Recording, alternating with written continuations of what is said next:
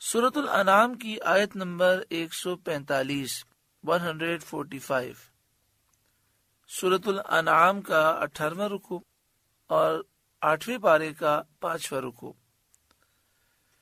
اس رکوع کی پہلی آیت میں یہ بیان کیا جا رہا ہے کہ اے کافروں، تم جو اپنی مرضی سے چیزیں حرام کرتے ہو وہ چیزیں حرام نہیں ہیں، اور جو چیزیں اللہ نے حرام کی ہیں تم ان چیزوں کو کھاتے ہو۔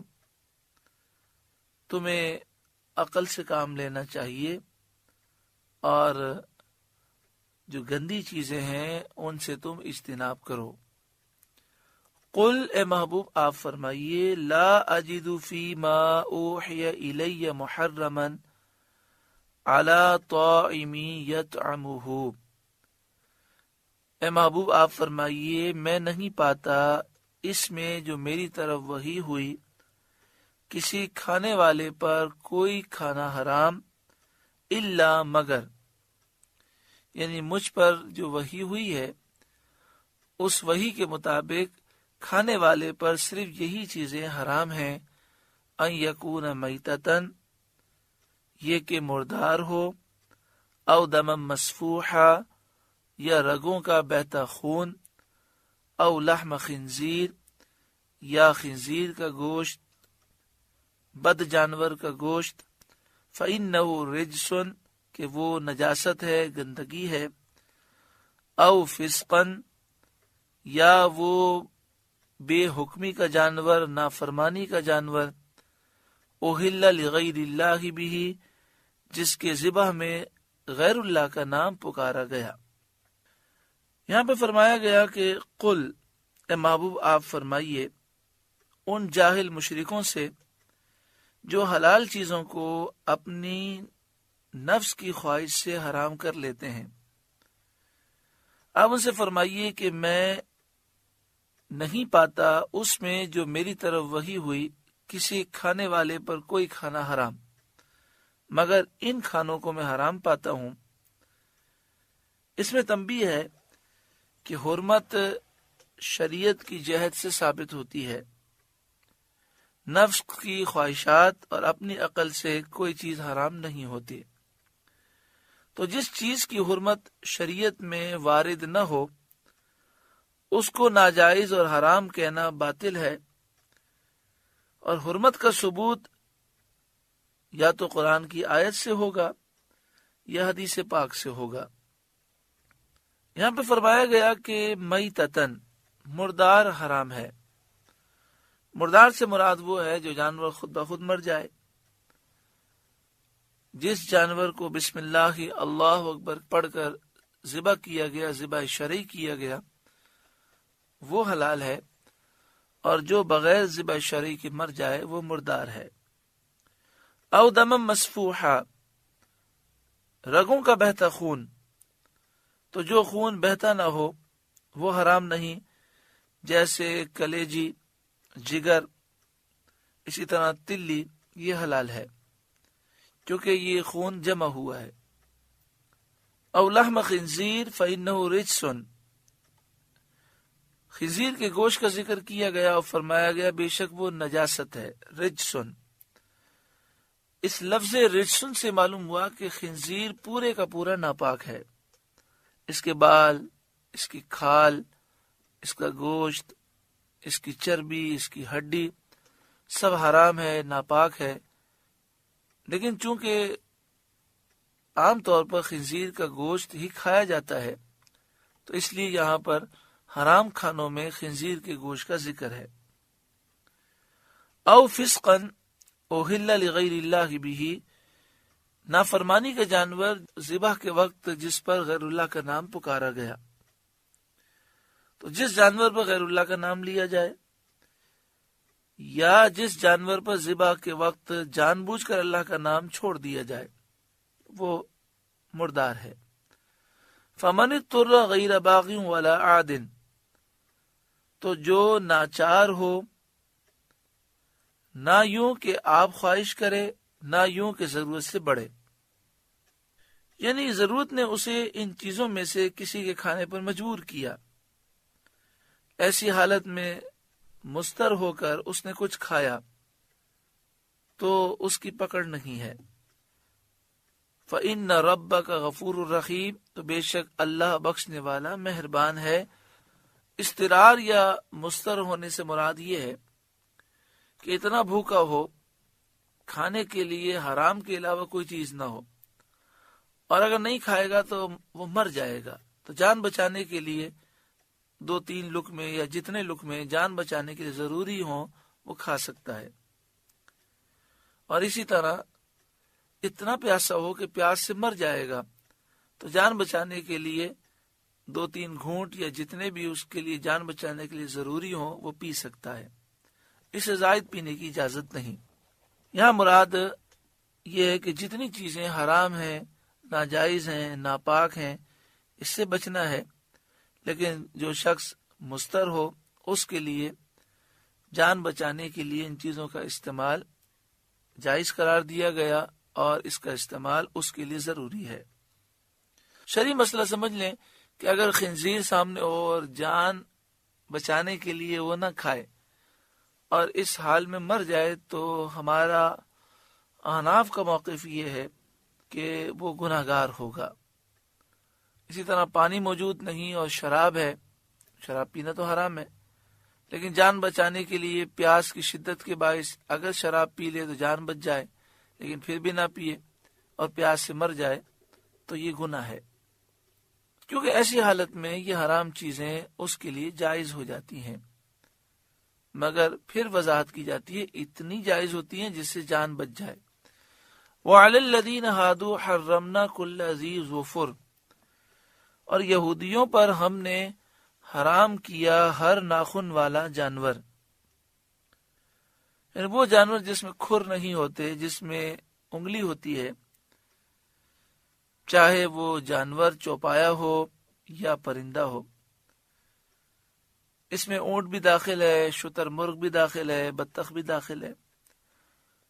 بعض مفسرین کا قول ہے کہ یہاں پر شتر مرغ، بطخ اور اونٹ خاص طور پر مراد ہے، اور بعض کا قول یہ ہے کہ یہودیوں پر شتر مرغ، بطخ اور اونٹ کے علاوہ بھی وہ تمام جانور و پرندے حرام تھے کہ جن میں کھر نہیں ہوتا، انگلی ہوتی ہے۔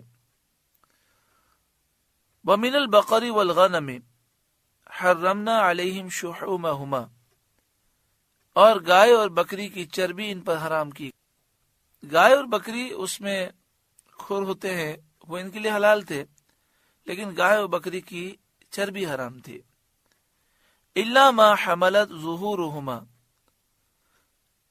مگر ان کی پیٹھ میں لگی ہو، او الحوایا، یا آنت میں، او مختلط بعظم، یا ہڈی سے ملی ہو۔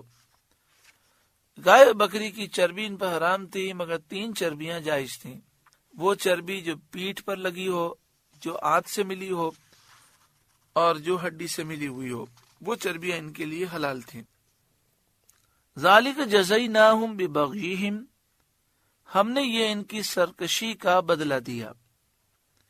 یہودی اپنی سرکشی کے باعث ان چیزوں سے محروم کیے گئے، لہٰذا یہ چیزیں ان پر حرام رہیں، اور ہماری شریعت میں گائے، بکری کی چربی، اونٹ، بطخ، شتر مرغ یہ سب حلال ہیں۔ اسی پر صحابہ رضی اللہ تعالی عنہم اجمعین کا اجماع ہے اور تابعین کا اجماع ہے۔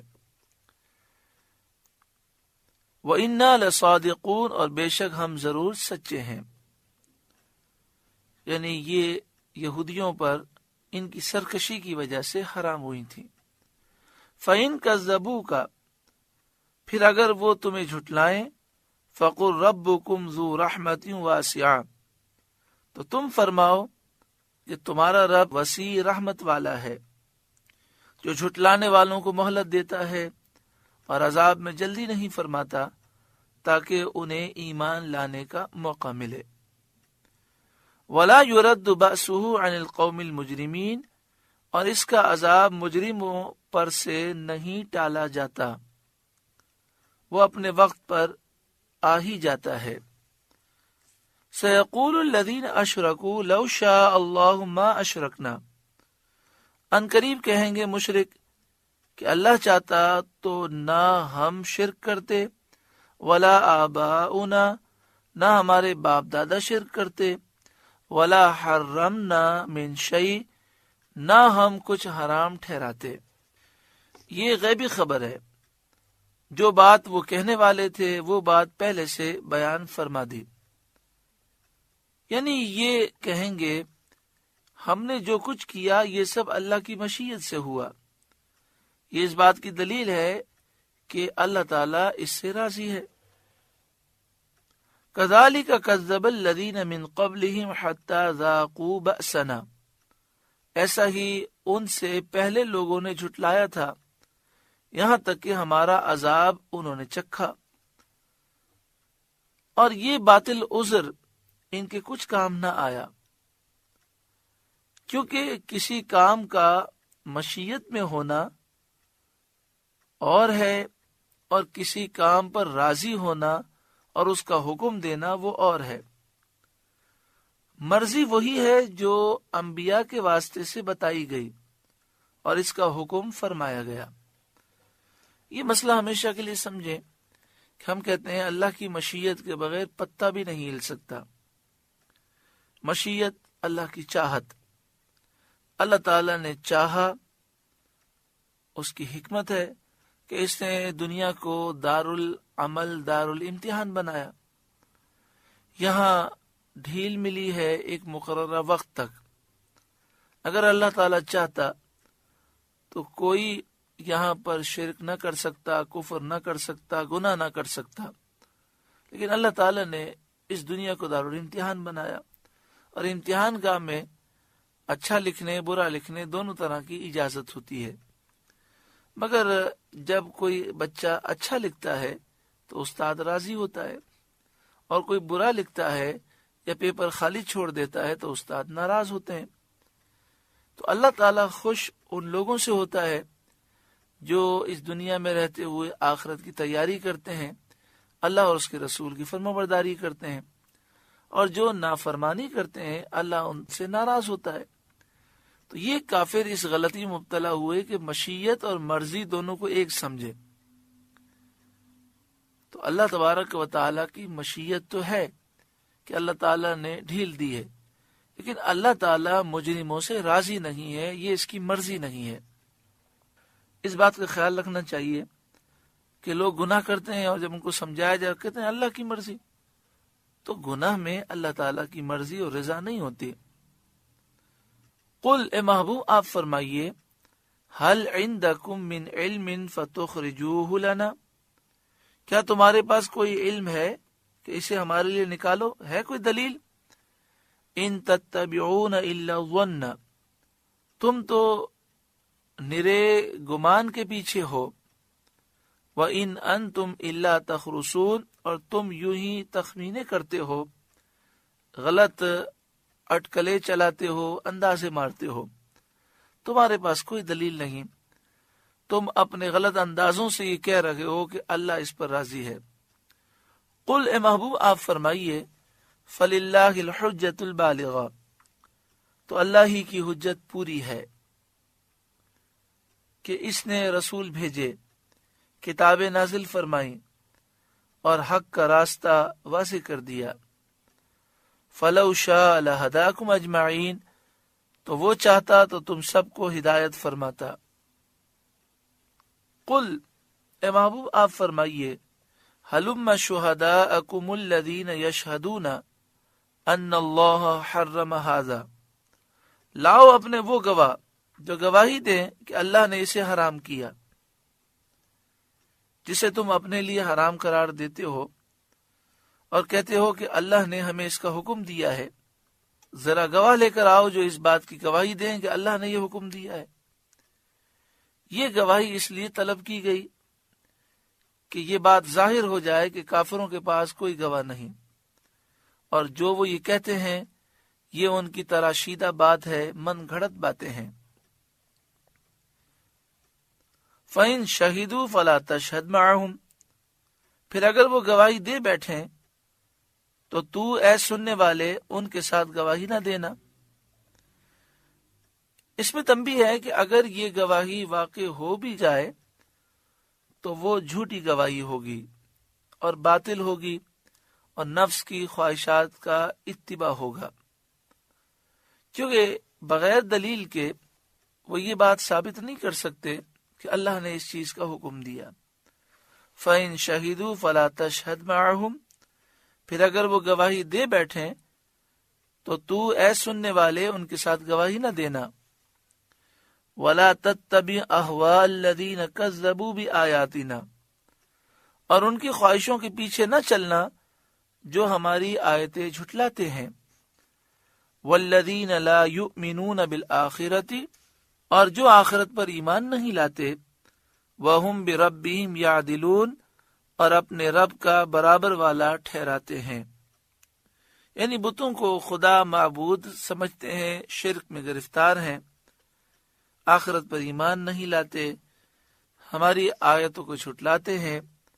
تو اے سننے والے تو ہرگز ان کی خواہشات کے پیچھے نہ چلنا۔ آج مسلمانوں کو سوچنا چاہیے کہ یہود و نصارہ، ہندو، کافر، بد عقیدہ، بد مذہب جو اسلام سے ہمیں دور کرنا چاہتے ہیں، ان کی باتوں کے پیچھے ہم کیوں چلتے ہیں؟ قرآن و حدیث کا دامن تھامیں، نبی اکرم صلی اللہ علیہ وآلہ وسلم کے دامن سے وابستہ ہو جائیں، دنیا بھی سنور جائے اور آخرت بھی سنور جائے۔ اللہ تعالی عمل کی توفیق عطا فرمائے۔ سورۃ الانعام کا 18واں رکوع مکمل ہوا۔ اس رکوع میں جو نصیحتیں ہیں اللہ تعالی ان پر ہمیں عمل کی توفیق عطا فرمائے۔ اللہ اللہ اللہ